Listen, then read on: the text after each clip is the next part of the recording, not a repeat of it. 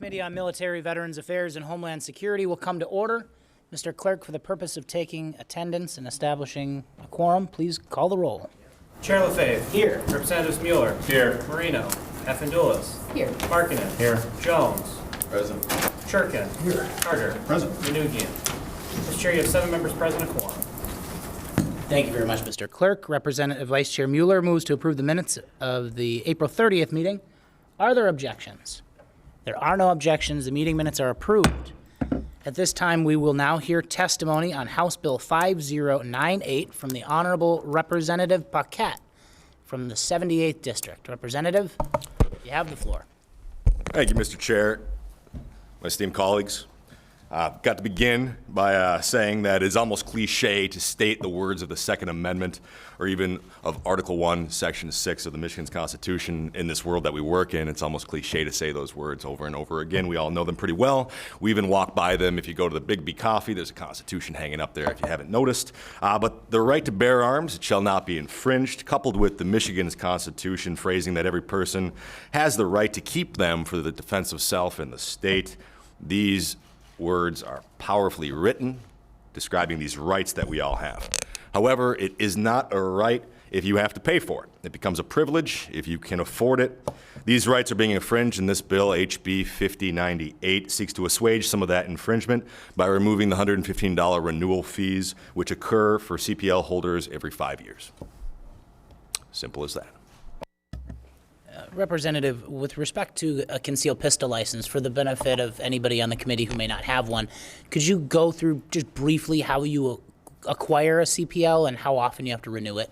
Yep, so you put an application, you have to go through a class, a certified class, which I believe is about 8 hours long.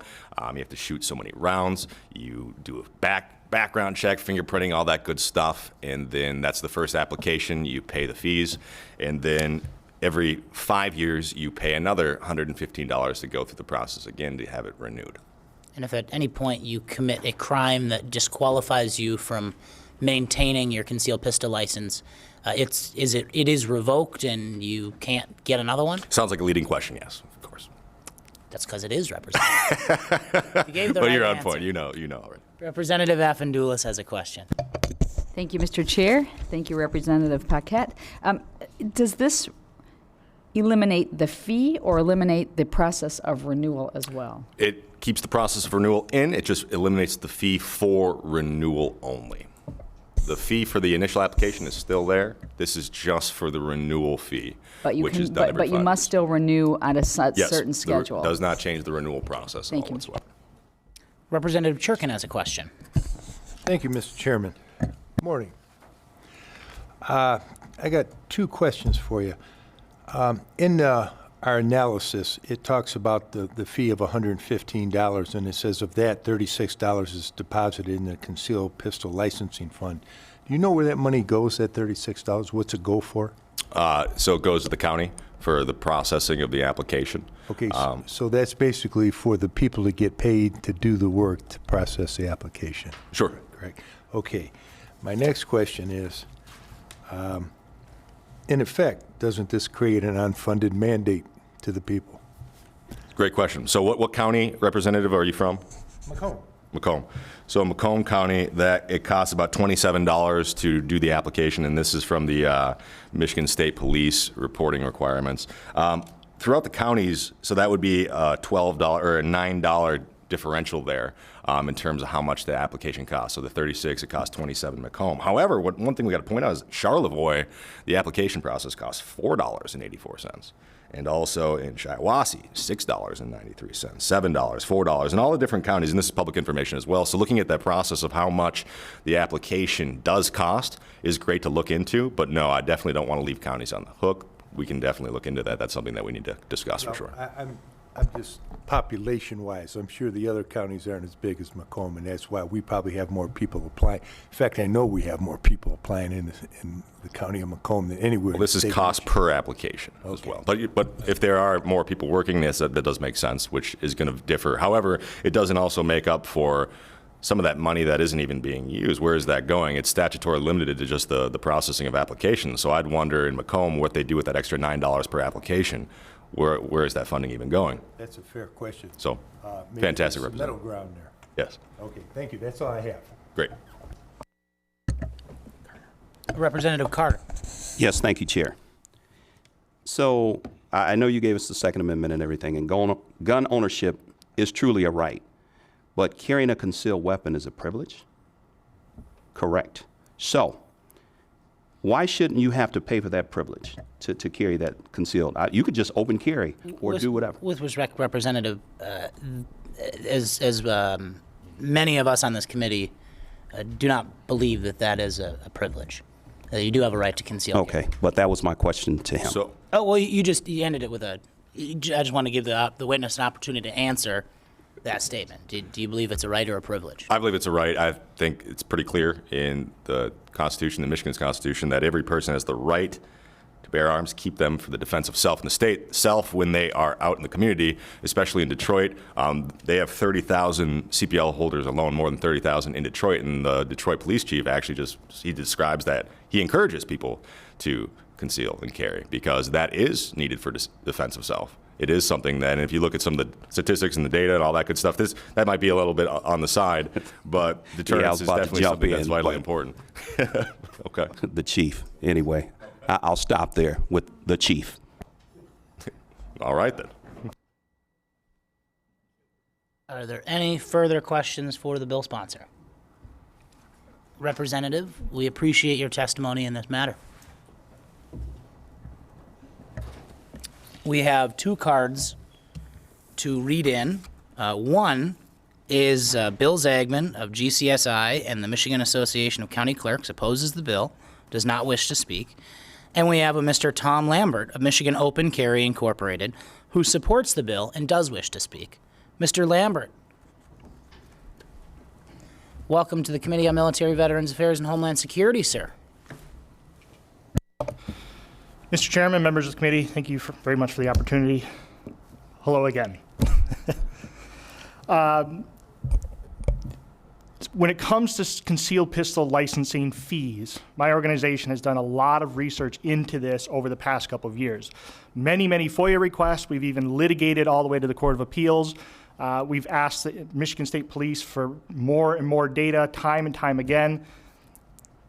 And we've compiled a lot of information. Mr. Chairman, I have a chart that I would like to hand to the committee members, if I may. I have a copy for each committee member and the clerk. You may.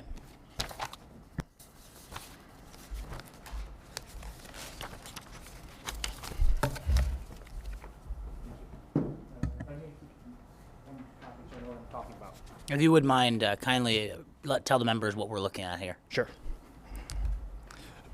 What you are getting, and I may have taken the clerk's copy. I need one to refer to here. We can share, it's fine. The Michigan State Police put out an annual report by January 1st every year. I have a copy in my hand. This is publicly available information. They are required by law to post it on their website. The information you have in front of you is information taken from this report. I'd just like to briefly say that I do not believe the information in this report is accurate. I think it heavily favors the Michigan State Police, and I strongly encourage this committee and any committee to look into whether or not the Michigan State Police is following the law in this report. They're absolutely not. However, the remainder of my testimony will assume the numbers from the MSP are accurate. You can see, based on the charts in front of you, that the amount of revenue that the MSP is getting is going up, and up every year. Most importantly, the profit that they receive from their portion of the fees is also going up every year. Keep in mind, this is just the state police's portion. This is not the county clerk's portion. They also receive a significant amount of profit. We looked throughout the entire country, and we analyzed every license in every single state, including the District of Columbia. The initial fees to get the license, what it costs to renew the license, and based on how long they had to renew the license. The state of Michigan, we have the fourth most expensive license in the nation, behind only California, Illinois, and the District of Columbia. In 2015, the state changed how we do fees. It used to be $105 for a fee for new and renewals, and then you had to pay fingerprinting separately.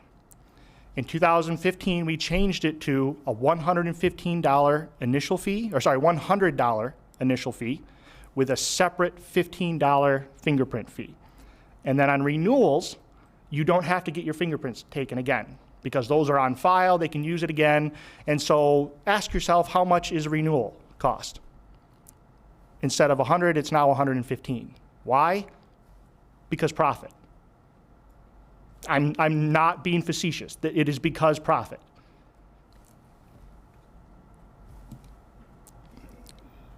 And as you can see here, the chart in front of you, there's a star by the 2015-2016 year. That was the year that took effect. And you can see how profits have gone up. The profit margin specifically has gone up even since then. Again, if we take the state police's numbers on its face, and you should assume the amount of revenue that they're reporting is drastically too low. There's millions of dollars of revenue that's missing that they are not reporting. But assume their numbers are correct, they are reporting a 77% profit margin. The county clerks are effectively the same. Ingham County recently, their clerk complained that she has too much money from CPL fees and that she couldn't do anything with it. The state police, the money that the state police get, they can do anything with their money because it goes into the general fund for the state police. The portion that the county clerks get, by law, they are required to put it into a CPL fund, and they are required to only use that money for expenses related to processing CPLs.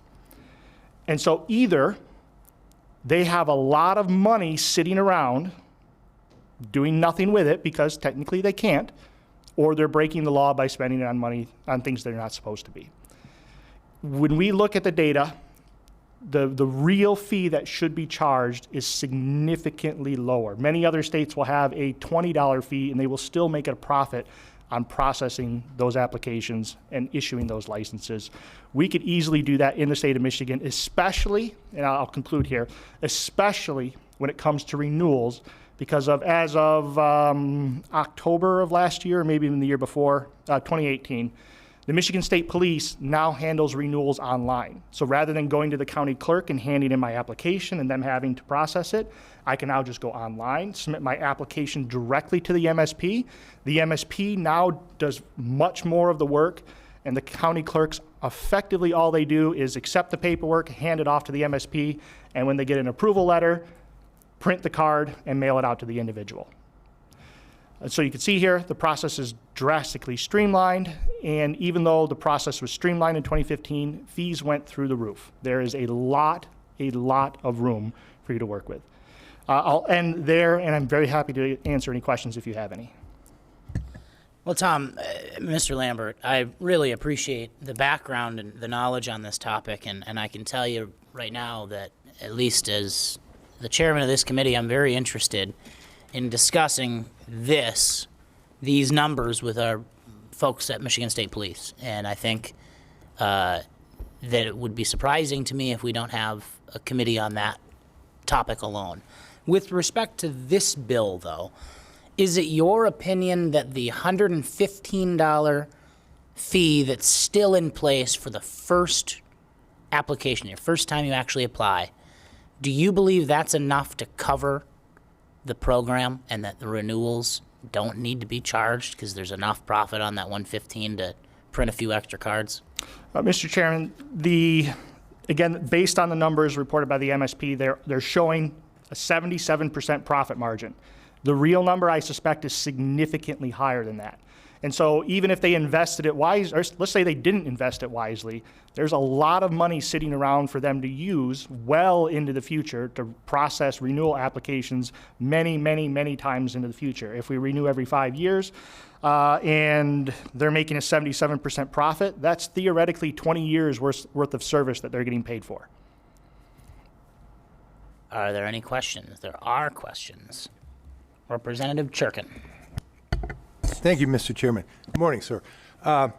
One thing you said about going online with the state police, does that still preclude you from going to the county to getting your CC? CPL? No, Representative, it does not. It gives you the option of going to the state police. You can still go to the county clerk if you Well, wish. let me ask you this question. I go to the county, they issue me my CPL. If I do it online, does the state police issue my CPL? No, sir. The state police sends a letter that we've received the application, we've vetted it and approved it to the county clerk. The county clerk still does the printing and mailing of the card. Okay. In your estimation, what would be a logical number for every county in the state to process the CCW or the CPL? Forgive me if I may, politically zero. Not politically. Anything above 40 is way too high. I think we could do 20 and How about 25? Is that within the reason? you're erring on the side of giving them some profit still, but I think it would be a significant improvement over today. Okay, thank you. That's all I got, Mr. Chairman. Mr. Chair, if I may, Representative Shurkin, you asked a question just a moment ago, and I had it on the list to answer, and I missed it. You spoke to the county fees and counties that have more people and process more applications, and whether or not they might see a higher cost. The counties do report this. This is what it looks like. Every county reports it. It is all over the map, as the bill sponsor testified to. We ran those numbers, and we've been running them for the past couple of years to see if there's any correlation between the number of licenses a county processes and the per license cost that they report. One would think economies of scale. The more licenses you process, you should be able to do it more efficiently. There's no correlation whatsoever. There's no correlation for higher cost for more licenses. There's no correlation for lower cost for more licenses. The R value, the regression value, is zero, meaning just no correlation. So I can't tell you how counties are coming up with their numbers. I think every county does it differently. But whatever the numbers that they are reporting, the 83 counties in Michigan are showing no correlation between the amount of licenses and the cost that they incur. Do you happen to know the percentages of every year of a new license holders? The number of, we have 670,000 roughly licensees today. Is your question, how many of those are new? Every year from, like, say, the past 5 years. Do you have it broke down in percentages? I don't have the data in front of me, but in one of the lawsuits against the MSP, we got some discovery. Their numbers show about 2/3 of the licenses are renewals and 1/3 are new applications. That's fair enough. Thank you, sir. Thank you, Mr. Chairman, for giving me some latitude there. Absolutely. Representative Carter. Thank you, Chair. Thank you for this information. These numbers and this profit gives me an idea on, and speaking with some of my retired police buddies over the weekend, we were talking about the pension tax. So I just found a way to find some money to pay for first responders' pension tax. Thank you.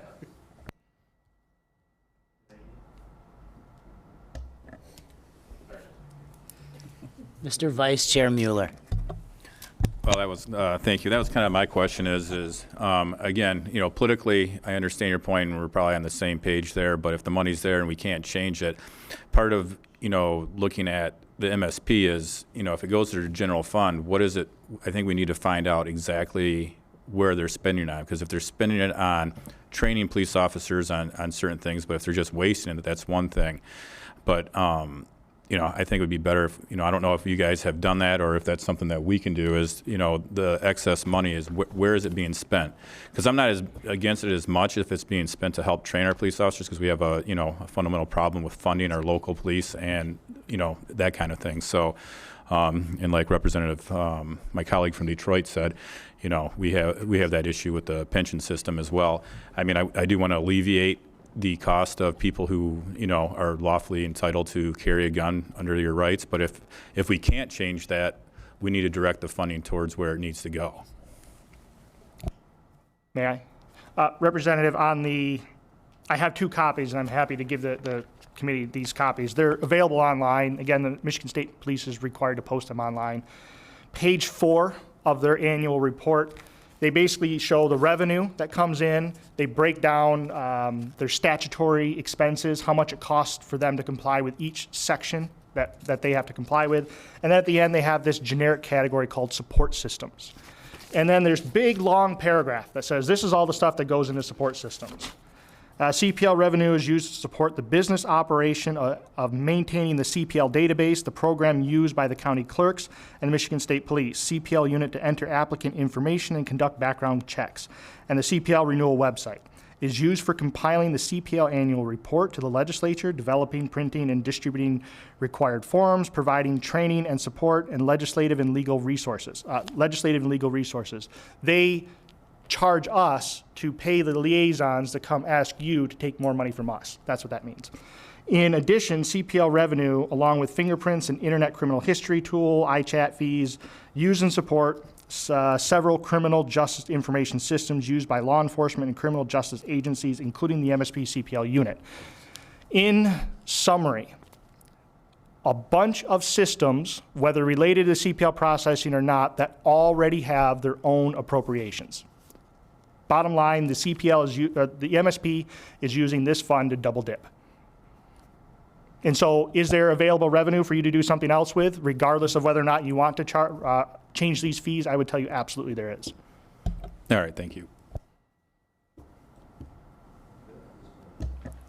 Any further questions from committee members? If not, Mr. Lambert, thank you for your expert testimony and really appreciate you giving us. Members of the committee, thank you again for the opportunity. Have a good day. Representative Carter moves to excuse absent members.